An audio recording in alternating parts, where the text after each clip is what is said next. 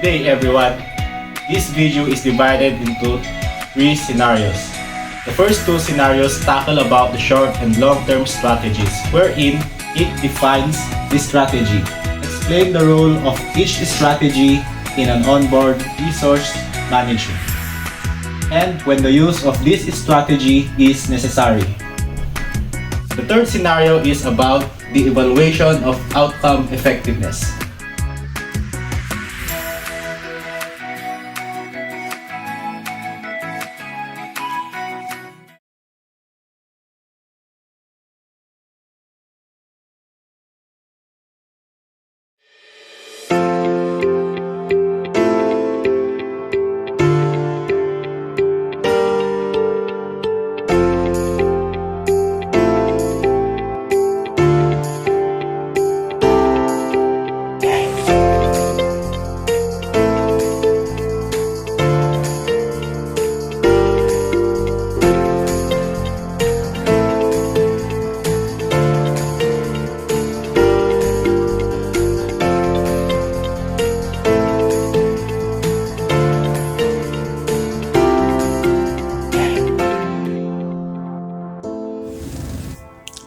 Onboard ship, long-term success for new hires will be accomplished during onboarding. The goal for onboarding as it relates to long-term success should instead be about establishing a solid foundation. This includes developing relationships, providing resources, and coaching around skills. The apprentice engineer, known as the engine cadet, is an engine officer in training who on industrial attachment aboard a ship. The person will learn various operations carried out during the allocated time for sea experience or the cadetship program. After a degree program, which will allow the person to sit for a license examination as an engine officer of the watch, or EOOW. The engine cadet is not allowed to carry out jobs or operate any machinery of their own accord. Still, they are attached to the second engineer, the engineer training officer, to learn about the operation of the engine room. Not limited to engine room watchkeeping, engine room maintenance work, machinery operation, and paperwork. With regards to his duties, the second engineer, which is an officer in charge of managing day-to-day maintenance and operation of the engineering systems. This engineer is typically the busiest aboard the ship due to the supervisory duties they carry out and the operations tasks they finish. Second engineer is the most influencing personality in the engine room and needs to have great leadership quality apart from toxic and cool mindset. Since engine cadet has also lack of knowledge and skills apart from being a beginner, the cadet is expected to ask questions regularly to get clarity in order to have good knowledge of the operation on board through his senior engineers for him to be able to acquire and learn the different duties and responsibilities for his future career as an engineer. After the cadetship program, the cadet can apply and sit for a licensing exam to get the Certificate of Competency or COC as engine officer of the watch. After all, a lot of time and effort has been dedicated to establishing a foundation for mutual long-term success. Discarding the value created from all these efforts without trying to repurpose them is a waste of time, energy, and trust. That said, in the interest of both the new employee and the organization, there will be times where parting ways is necessary to achieving long-term success mutually.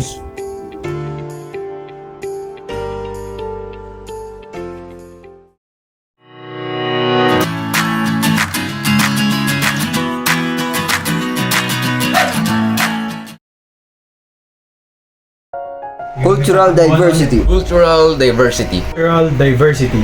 Cultural diversity. Cultural diversity. Today, we're going to talk about cultural diversity on board ship.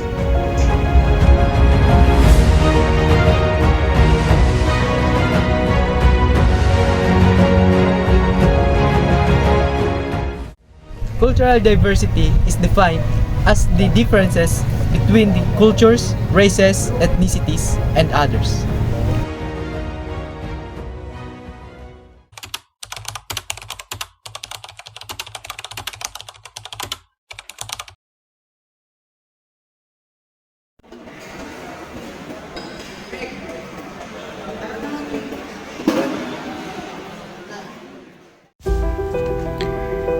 People often act a whole like each other.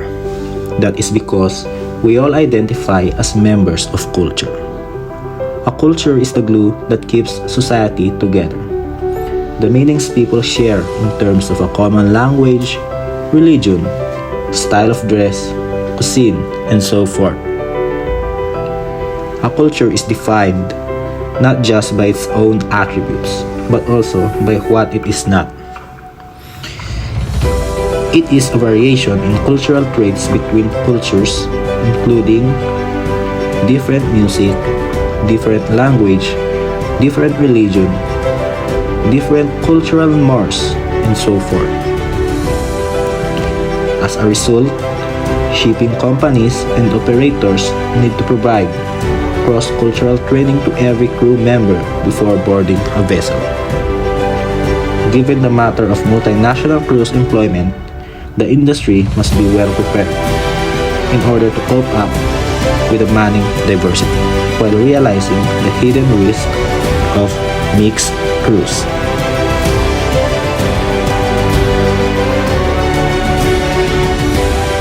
Multiplicity of persons as ethnicity involves differences, not only language but also culture and religion, which are a major challenge to overcome when facing prolonged periods of time on board a vessel.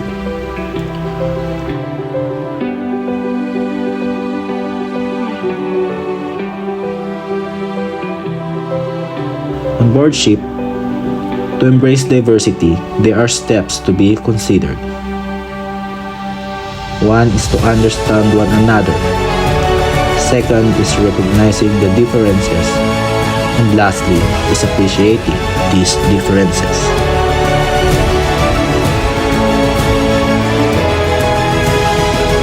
Understanding one another means that an individual must have simple tolerance towards others, embrace their culture and ethnic backgrounds, and celebrate them with deep understanding. Recognizing differences mean that an individual must have the courage to recognize each difference no matter what their culture is, their backgrounds, their thoughts, because everyone have their own perspectives. And with that, we must learn to respect and value their belief.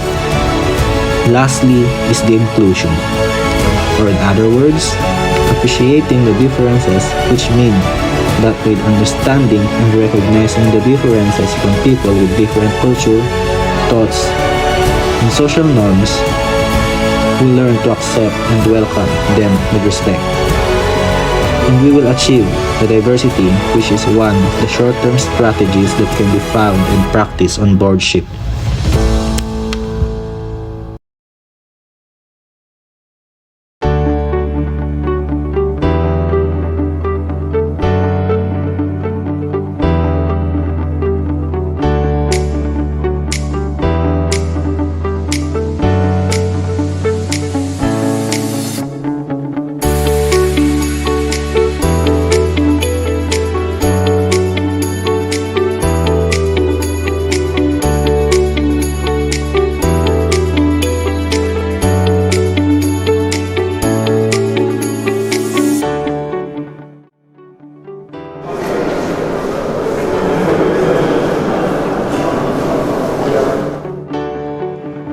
The occurrence of different working systems from various industries have created accidents and disasters, and it is because of lots of reasons. Because of accidents and disasters, lots of personnel have taken their lives. Many operators or personnel are exposed to risks and hazards even though they are aware and have their personal protective equipment. Their chance of being exposed to risks and hazards will vary from low to high. The consequence can be small to large and can be catastrophic. On board ships, there are many types of jobs to be conducted by seafarers. It may be possible that one person is working and doing his job diligently, but it may inadvertently endanger the safety of another person who is unaware of the operation, or when a series of action needs to be taken to ensure the safety of people engaged in a specific operation. For every decision that the seafarer made, risks are always present, starting from the bridge down to the engine room. For this matter, risk assessment, risk management, safety assessment, and any other type of assessment and management that is about safety and preventing risks and hazards should be considered and must be practiced. These assessments are not just about preventing risks and hazards, it is about saving lives. Risk assessment and risk management reduces and minimizes the probability of consequences. It is also dynamic. It depends on changes of the circumstances. Before considering risk assessment and management, it is important to identify first the difference between a risk and hazard. A risk is the chance, high or low, that someone could be harmed by a hazard together with an indication of how serious the harm could be, while the hazard is anything that may cause harm such as chemicals, electricity, working from height or machine. By identifying the risks and hazards, we can now have an awareness around us, especially when conducting an operation. And we can now proceed to assessing the risk to prevent loss and injury in the workplace. By undertaking the assessment, personnel will more readily understand the process and be better placed to introduce control measures. Also, a review of the procedures and systems in the workplace must conduct, and this will fall in the management audit. We need to check everything by ourselves, and we must not assume that everything is alright in the workplace. Safety must be the priority, and they must understand and examine the procedures of assessing and managing the risks. Because risk assessment and risk management will be our last line of defense to have safe working in a workplace. If personnel values safety above task or job, a workplace would be more efficient and a merrier place to conduct an operation and work. On board ship, officers and engineers evaluate and prioritize risks using a risk assessment matrix. Many experts refer to this matrix as either a probability and severity risk matrix. The matrix allows project managers to plot the severity of the consequences and the likelihood of the event occurring from low to high. This information helps rank the risk. Creating a risk assessment matrix can be done in various ways. However, the most important things to keep in mind are that it should be concise, simple, and adapted to the project's particular circumstances. Risk ranking helps project and managers separate high and low rank risks. They can develop a risk management plan for high rank risks and keep low level risks on a watch list. Prioritizing helps the project management team focus on high priority risks and save resources in investing in low priority risks. The higher the severity and likelihood of an event, the greater the risk. Many factors influence the decision of what is high risk. For example, if the consequences of an event are not severe, it may be considered a low-ranking risk. Determining whether a risk is acceptable often comes from a cost or benefit calculation. For instance, it is difficult to justify paying millions of dollars to prevent an injury caused by economics, yet investing the same millions of dollars in preventing a chemical explosion might be worth it. The matrix shows the risk associated before operating or the operation. Here it can be stated what can go wrong. Engineers feel uncomfortable wearing masks and face shield for a long period and remove them while operating the lathe machine. The small steel particles spreads throughout the operator.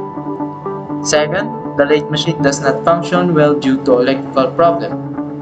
Third, there is spilled oil on the floor. For the mitigations, strictly comply to wearing personal protective equipment. Second, check the electrical wirings of the lathe machine. And third, mount the spilled oil on the floor to prevent spillage.